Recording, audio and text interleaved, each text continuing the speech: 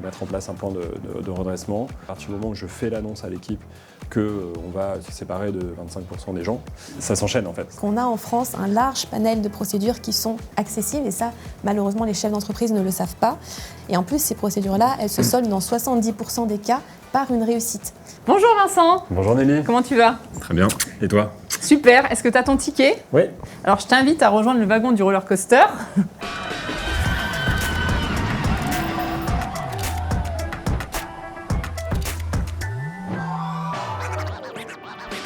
En présence de Sherazade, maître Akil. Bonjour Sherazade. Bonjour Vincent.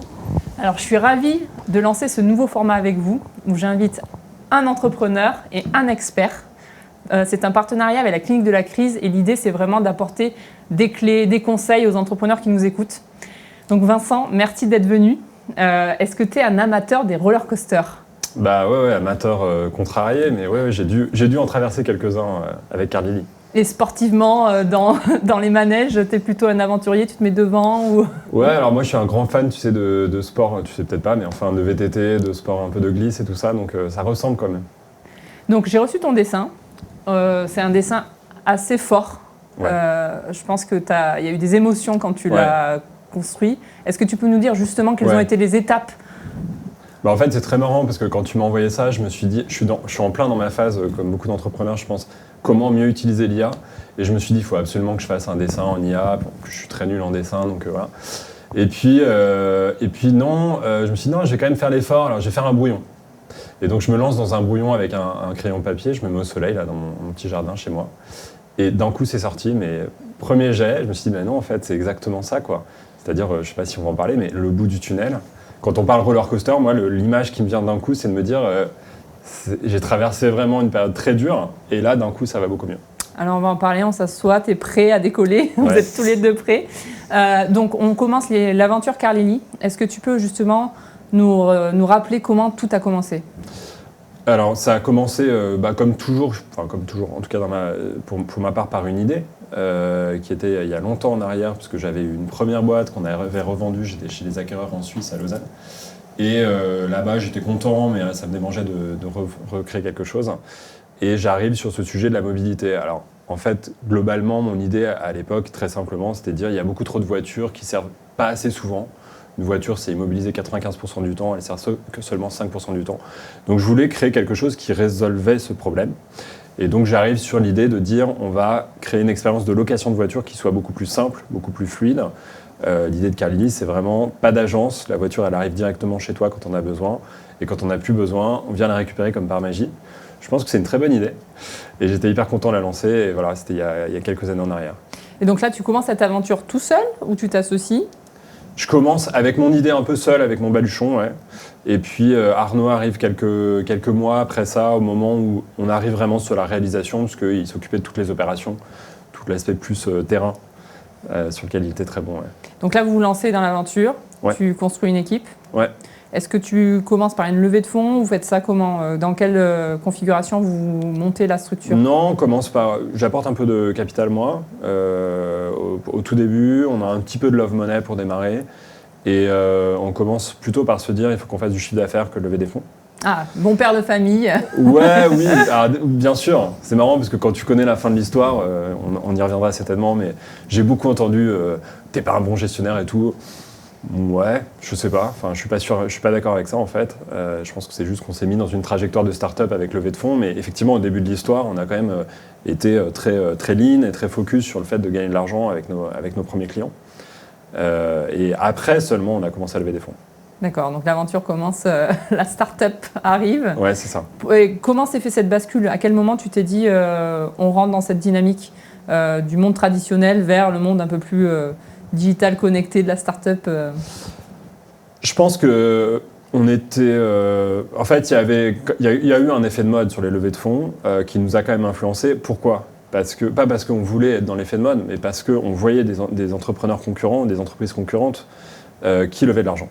Et nous, on avait deux types d'acteurs concurrents, très différents les uns des autres, mais les deux qui levaient des sommes assez importantes. Donc on s'est dit, si on n'est pas dans ce game-là, ça va être compliqué.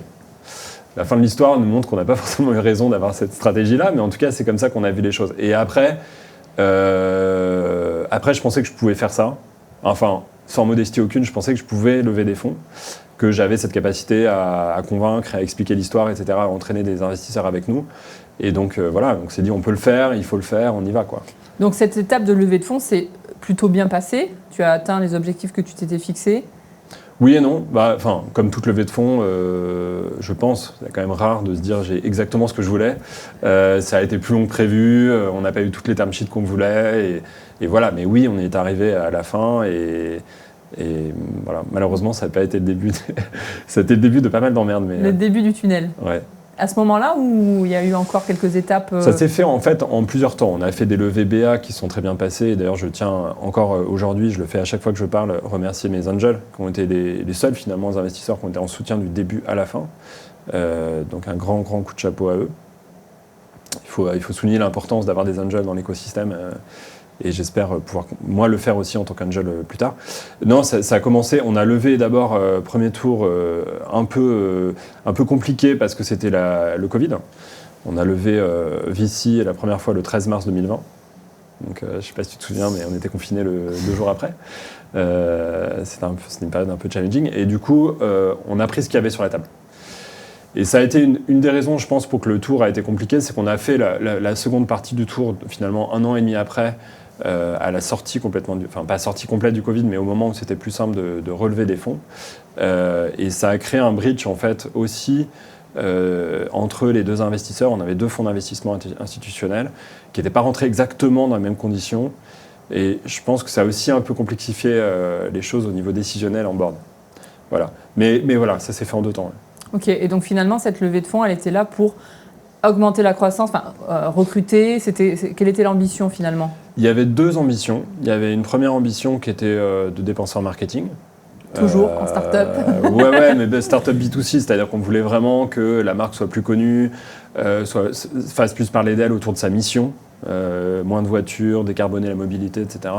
Vraiment très identifié autour de ça. Et on était d'accord avec les investisseurs qu'il fallait dépenser de l'argent pour ça. Et après, il y avait une deuxième partie, une poche d'investissement qui était réservée à acheter des véhicules. Et là où tout était lié, c'est que l'achat devait être fléché, il a été vers des véhicules électriques. Donc on a acheté toute une flotte de Tesla. On a eu jusqu'à 80 Tesla. Alors on devait en avoir 300, mais on n'a acheté que 80 parce qu'entre-temps, c'est un peu compliqué. Et voilà, c'était les deux investissements. Donc là, l'aventure prend plus d'essor.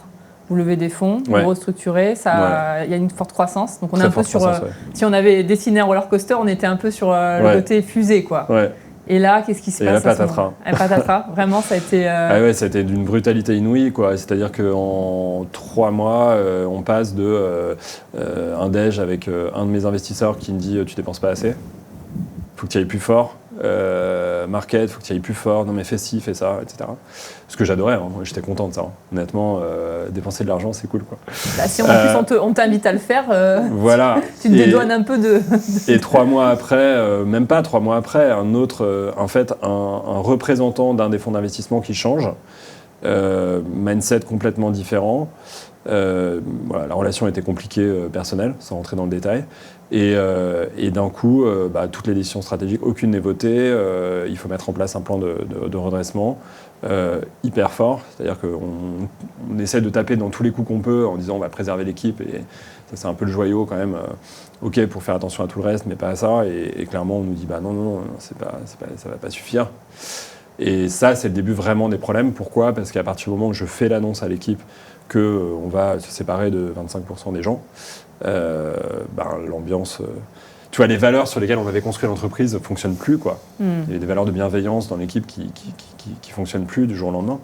Et là, non. Enfin, ça s'enchaîne, en fait. C'est-à-dire que tu as d'abord le problème avec tes investisseurs, problème de confiance avec tes actionnaires, qui enchaîne sur le problème de confiance avec l'équipe, qui enchaîne sur le problème de résultats opérationnels vis-à-vis des clients, et après c'est financier. Sherazade, toi, qui as cette expertise-là, tu ressens, j'imagine, un vécu de tout ce que tu vis toi-même avec les gens que tu accompagnes. Oui, Tout à fait, effectivement, je retrouve dans ce que tu viens de dire, comme tu disais, dans les dirigeants qui me contactent, ces aspects-là, ces problématiques-là. Et donc, bien souvent, alors ce que j'essaye de faire, c'est de les sensibiliser, d'agir dès les premières difficultés, puisqu'on a en France un large panel de procédures qui sont accessibles, et ça, malheureusement, les chefs d'entreprise ne le savent pas. Et il y a notamment les procédures préventives, qui sont des procédures confidentielles, et c'est là tout l'atout de ces procédures. Et en plus, ces procédures-là, elles se soldent dans 70% des cas par une réussite. Et donc, ces procédures, que sont la conciliation et le mandat ad hoc, ce sont des procédures qui ont pour objectif de négocier avec les principaux créanciers de l'entreprise des échéanciers, donc des délais de paiement. Alors la conciliation, il faut que l'entreprise soit bien évidemment en difficulté, mais pas qu'elle soit en état de cessation des paiements depuis plus de 45 jours. L'état de cessation des paiements, grosso modo, c'est quand l'entreprise ne peut plus payer ce qu'elle doit. Et donc, voilà, dès le début, dès qu'elle sent ses premières difficultés, donc elle a ce choix entre ces deux premières procédures, qui sont préventives, donc confidentielles. Et donc, j'invite tous les chefs d'entreprise, effectivement, qui sont dans ce cas de figure, à se diriger dès le début, ne pas attendre vers ces procédures préventives. Oui, finalement, c'est ça, c'est de se prémunir et de s'entourer. Je pense qu'il y a un vrai sujet sur l'entourage à ce moment-là, et je pense que sur ça, tu peux en témoigner. Moi, sincèrement, je suis complètement d'accord, aligné avec ça, et je pense que c'est important de le rappeler à tous les entrepreneurs qui nous écoutent. Il ne faut pas hésiter à aller voir le tribunal de commerce.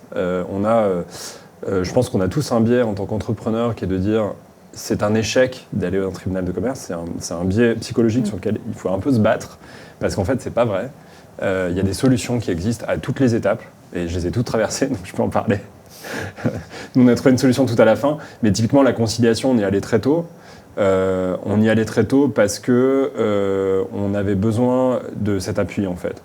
Dans la mesure où, malheureusement, encore une fois, ça ne se passait pas bien avec les actionnaires, on n'avait pas le soutien des actionnaires, et que les actionnaires, l'investissement était fléché à la fois en pure equity et en quasi-equity, c'est-à-dire en obligations convertibles. Et donc, la conciliation permet de se protéger d'un certain nombre de choses vis-à-vis des créanciers bancaires et aussi ce type de créanciers, parce que finalement, mes actionnaires étaient aussi des créanciers. Donc ça a permis de me souffler pendant quelques mois pour chercher des solutions. On a cherché des solutions dans notre cas pendant cette phase de conciliation, et on avait d'ailleurs une term sheet, donc on avait trouvé des investisseurs. Malheureusement, en fait, il nous fallait 3 term sheets en même temps pour pouvoir clore le tour dans cette phase-là. Et pour nous, la conciliation, ce qui a été un peu compliqué, c'est que la fin de la conciliation, c'est le mois d'août. Et donc, finaliser une levée de fonds au mois d'août, tous les entrepreneurs le savent, c'est pas possible. Voilà. Donc, le timing, il y a un côté vraiment bad timing pour nous qui a beaucoup joué, quoi. Et finalement, quand on voit ton dessin, on voit différentes strates, à la fois des interlocuteurs autour de toi. Il y a des mots forts, vautour, créancier, c'est des mots puissants. On sent que finalement, dans ces moments où on descend, le down, finalement, on perd des gens autour de soi, on ne sait plus trop à qui faire confiance, on perd confiance en soi. Et il y a des mots forts aussi en haut, traître, imposteur, sadique. C'est un moment, tout bascule, quoi. Exactement. Et comment justement, comment tu tiens dans ces moments-là, en fait, finalement? Franchement, je ne sais pas comment tu tiens. Tu tiens parce que tu n'as pas le choix. Tu tiens parce que tu crois, enfin pour ma part, parce que tu crois dans le projet, parce que tu crois dans le fait qu'on va s'en sortir un jour. Ça, moi, j'ai jamais lâché là-dessus. Au fond de moi, je savais qu'on allait s'en sortir. Alors c'est parfois un peu lunaire, quand on discute autour de toi, tu vois pas pourquoi tu peux t'en sortir, mais moi j'y croyais vraiment. Et je pense que d'y croire vraiment fait que tu t'en sors, en fait. C'est un peu performatif. Oui, il y a des mots très durs parce que dans cette phase, comme tu dis, de down, t'as différents interlocuteurs qui, les uns après les autres, peuvent soit garder confiance en toi, soit perdre confiance en toi. Et l'enjeu, pour moi en tout cas, et ça a marché, c'est de vraiment repérer les gens qui ont et vont continuer à te faire confiance et à t'accompagner, et hop, les garder avec toi et de te faire un peu ta core team. Alors ça va passer par des avocats. Nous, on a eu un avocat en procédure collective qui nous a accompagnés et qui est habitué évidemment à ça, comme toi, je pense, et qui a su nous dire « Attends, t'inquiète pas, on va pas venir chercher ta maison, contrairement à ce que tu peux lire sur Internet ou à ce que peuvent te dire certains actionnaires ou fournisseurs un peu compliqués. Tu vas pas être interdit de gérer une boîte pendant 10 ans parce que tu as fait les choses dans l'ordre. » Alors évidemment, ça demande d'être un peu honnête, parce qu'il y a des étapes à respecter du point de vue de la loi. Comme tu dis, la cessation des paiements, il ne faut pas faire n'importe quoi. Mais si tu es honnête, tu peux avoir des gens autour de toi, encore une fois, qui vont t'aider et qui vont faire en sorte que ça fonctionne. Donc c'est sur ces gens-là qu'il faut miser. Mais c'est vrai que dans tout ça, tu as une partie de l'équipe qui pense que c'est de ta faute, voire que tu as fait en sorte que ça arrive. Malheureusement, c'est ça. Tiens, qu'est-ce que tu as ? Il y a des intérêts déguisés. Ça, à mon avis, ça se produira nécessairement, quelle que soit la personne que tu es. Tu as des créanciers à qui tu dois de l'argent, qui pensent qu'en fait, l'argent, c'est toi qui l'as pris. Alors, je peux t'assurer que dans mon cas, ce n'était pas le cas, mais c'est un doute que tu peux avoir. Moi, j'ai des actionnaires qui m'ont obligé à avoir des audits, donc j'ai été audité plusieurs fois, en me disant on va chercher l'endroit où tu as merdé. Bon, ils n'ont pas trouvé. Mais tu vois, le niveau de confiance que tu peux avoir à ce moment-là, qui est sympa quand même. Sherazade, qu'est-ce que oui, tu en penses ? Effectivement, moi, ça fait écho à ce que tu viens de dire. Il y a plusieurs points importants. Déjà, la première, c'est bien s'entourer, effectivement. Ça, c'est pas évident. Mais quand tu es dirigeant et que tu as la tête dans le guidon, tu vois pas autour ce qui se passe, tu sais pas à qui t'adresser. C'est très compliqué parce qu'il y a aussi ce problème de tabou de l'échec en France. Ouais. Il y a cette honte, se dire qu'on va être perçu comme un mauvais gestionnaire, que le tribunal va être là pour nous punir. Donc on reste enfermé dans notre bulle et on voit pas ce qui se passe autour. Et malheureusement, souvent, les dirigeants agissent trop tard et donc on part soit en redressement, soit en liquidation judiciaire. Alors qu'en réalité, ça aurait pu être évité. Donc effectivement, bien s'entourer, ça c'est très important, il faut en parler. Ne pas hésiter à en parler autour de soi, à ses conseils, son avocat, son expert comptable, toutes les personnes autour de vous. Il faut en parler parce que bien souvent, elles qui sont à l'extérieur peuvent voir des choses que vous n'avez pas vues. Et donc vous vous orientez aussi vers d'autres personnes qui peuvent vous aider. Donc ça, c'est la première chose qui est très importante. Et puis deuxième chose, il faut dédiaboliser cette problématique de l'échec en fait. C'est pas parce qu'on a un échec entrepreneurial que c'est la fin du monde. En réalité, ça peut être l'opportunité d'un rebond, d'un second souffle et d'une nouvelle activité. Ouais. Et c'est exactement le sujet. Ouais. Et donc là, ces mots forts là d'escroc, faible, etc. Donc ça, c'est tu les attitres à toutes les personnalités que tu as croisées au fur et à mesure. Non, c'est des mots que j'ai entendus comme ça. Oui. Après, tu vois, c'est arrivé. En même temps, je veux dire, je ne veux pas non plus dresser un tableau apocalyptique. J'ai beaucoup communiqué sur LinkedIn parce que je pensais que c'était la bonne démarche de communiquer pour garder notre base client fidèle et qu'ils comprennent en fait ce qui est en train de se passer. Et ça a super bien marché.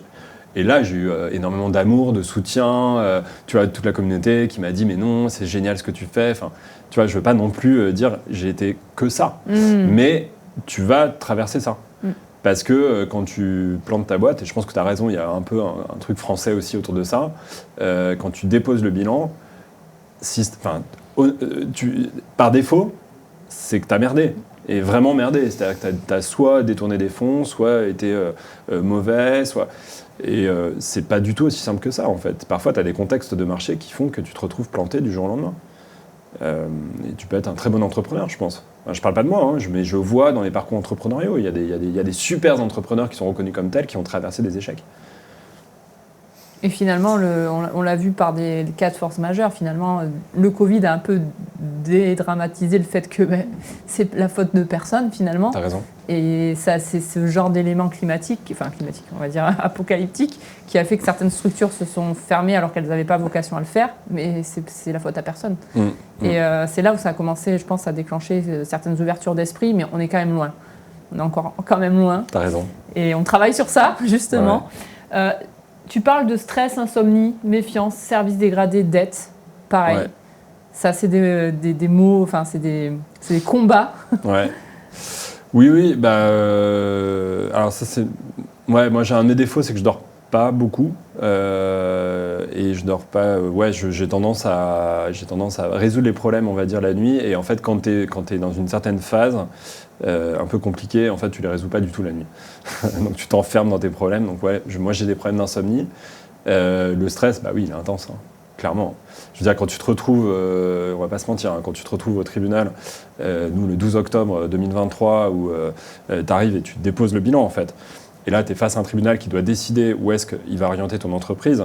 En tant que start-up, on a un passif, pas exigible, mais un passif qui allait arriver, qui était très élevé. Président du tribunal de commerce, c'est mais qu'est-ce que vous foutez là ? Qu'est-ce que vous avez fait, quoi ? Qu'est-ce que vous avez branlé ? Pardon, excuse-moi du terme, mais c'est vraiment aussi fort que ça. Vous êtes un délinquant. Tu vois, le mot, c'est délinquant. Donc, t'es là, tu te prends quand même une claque, mais monumentale. Et donc là, il peut décider, et ça arrive plusieurs fois dans les étapes, de dire non, en fait, liquidation. Pour nous, c'est parti en redressement, donc ça nous laissait un espoir. Mais là, c'est chaud quand même. Hein. Émotionnellement, c'est dur. Parce que finalement, tu ne te dissocies pas de l'entreprise, quoi. Tu es l'entreprise. L'entreprise et toi, et finalement, il y a une personnification. Tu es responsable. Tu es responsable. Ouais, tu es responsable de ce qui arrive et du fait que potentiellement, il va y avoir des gens plantés qui sont des créanciers et qui ne vont pas retrouver de l'argent que tu leur dois, que l'entreprise leur doit. Sherazade, qu'est-ce que tu penses justement de ce positionnement Oui, malheureusement, je le vois dans les différents tribunaux de commerce. Et effectivement, c'est ce qui ressort aussi de ce que me disent les chefs d'entreprise. Il y a cette vision du tribunal qui est vraiment négative, où, comme tu disais, il y a une personnification, l'entrepreneur et son entreprise. Et effectivement, quand il se présente devant le tribunal, parfois, il ne comprend pas ce qui se passe. J'ai l'autre jour une dirigeante qui est tombée dans les pommes. Il y a les pompiers qui sont venus parce qu'en fait, ils ont décidé de liquider son entreprise alors qu'elle elle a vraiment tout donné. Et puis, elle ne comprenait pas. Elle estimait que vraiment, elle avait fait tous les efforts pour pouvoir redresser son entreprise. Et puis finalement, en 5 minutes, son entreprise a été liquidée. Et voilà, et je trouve ça dommage effectivement parce que ça donne vraiment ça n'aide pas en fait à donner une image positive du tribunal, alors qu'en réalité le tribunal est là normalement pour aider les chefs d'entreprise à rebondir. C'est ça, on dit souvent de se mettre à couvert du tribunal, normalement. Sous la protection du tribunal. Et finalement, il y a encore du travail visiblement, de communication et de compréhension de l'entrepreneur, parce que effectivement, c'est un travail de longue haleine et je pense qu'il y a beaucoup de travail sur qu'ils comprennent, qu'il y ait une compréhension, plus de communication, parce que c'est horrible en fait. C'est des moments horribles de vie où en fait on est impuissant finalement. C'est l'impuissance. Quelqu'un décide à ta place du sort de ton bébé, parce que quand on est entrepreneur, c'est son bébé, et quelqu'un décidera si oui ou non. Ça continuera, ça sera vendu, Alors, pour autant, dans ce que tu dis, tu as le sentiment d'impuissance, mais c'est pas complètement vrai, parce que, et d'ailleurs, je pourrais peut-être en parler, mais pour nous, ça s'est bien passé à la fin. On a réussi à s'en sortir, et tu as des leviers, en fait. C'est juste qu'il faut aller les chercher, et que tu n'es pas du tout habitué à ça.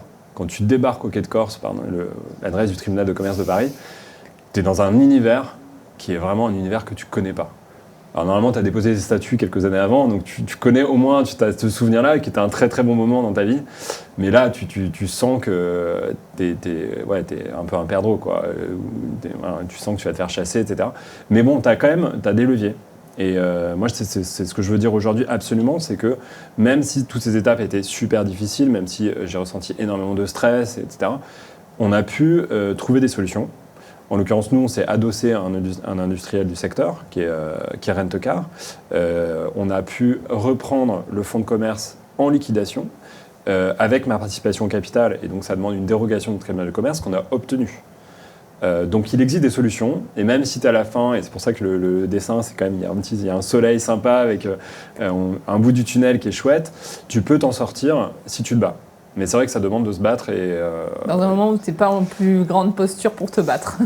Non, et après, tu te bats aussi avec... je pense que là où tu t'es battu pendant des années, parce que l'entrepreneuriat est une bataille, en disant ouais, mais à la fin, quand même, je peux faire fortune, tu vois, je peux gagner beaucoup d'argent et c'est génial, etc. Là, tu te bats en disant non. C'est-à-dire qu'en fait, concrètement, dans le meilleur des cas, j'ai tout perdu parce que tu repars de zéro, ce qui est mon cas. Tu vois, tu repars, tous les actionnaires historiques, toute la cap table est écrasée, la table de capitalisation est écrasée et tu repars avec une nouvelle table de capitalisation. Donc moi, je m'en sors très bien, dans le sens où je suis à nouveau actionnaire d'une structure qui a pu reprendre les actifs de la première société. Mais honnêtement, à plein d'étapes du process, tu ne vois pas ce truc-là. Donc tu vis un peu pour ma part, vraiment sur le truc de te dire, je vais la sauver, quoi. Je vais sauver cette boîte, je vais sauver ce projet parce que j'y tiens trop. Effectivement, c'est trop fort pour moi. Tout ce qu'on a donné pendant des années pour ça, je peux pas lâcher, en fait, c'est pas possible. Et tu tiens là-dessus. Sherazade, justement, qu'est-ce que sur le moment-là où en fait toutes ces étapes, on passe par le mandat ad hoc, on passe par la RJ, la LJ, comment on peut anticiper justement ces actions-là? Alors, effectivement, c'est ce que tu disais, c'est compliqué parce qu'il faut se battre déjà et il faut connaître les leviers et les codes de la procédure collective, ce qui est très compliqué, d'où la nécessité d'être bien accompagné, conseil juridique, expert comptable, c'est vraiment très important parce que si vous ne maîtrisez pas les codes, ça peut vite partir en catastrophe. Donc, effectivement, nécessité d'être bien accompagné et ça peut bien se finir, comme c'est le cas de Carlili, effectivement, où il y a eu une cession du fonds de commerce, donc un nouveau repreneur et également Vincent, tu as pu reprendre l'activité, effectivement. Donc ça, c'est une dérogation parce que normalement, le dirigeant ne peut pas reprendre l'activité. Donc c'est une dérogation, il faut une requête du ministère public et un jugement rendu par le tribunal qui sera bien motivé, donc bien justifié. Et donc en l'occurrence, c'est le cas et c'est génial parce que du coup, ça va donner une seconde vie à Carlili. Ouais. Et donc c'est un message d'espoir pour les chefs d'entreprise qui nous écoutent. Absolument, et donc c'est important aussi de souligner le rôle du tribunal de commerce dans ça, et de toutes les parties prenantes du tribunal de commerce, l'administrateur judiciaire, la mandataire judiciaire, la procureure qui a bien voulu accepter cette dérogation, le juge commissaire, maintenant un univers que je connais par cœur, mais que je ne connaissais pas du tout à l'époque, et qui ont cru quand même.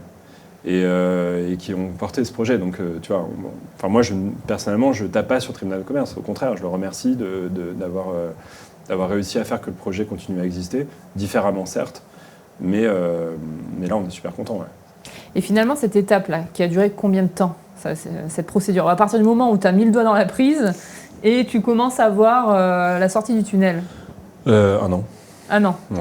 1 an de... Un peu moins d'1 an, 11 mois, vraiment entre le début de la conciliation et l'acceptation par le tribunal de la reprise du fonds de commerce, c'est 11 mois.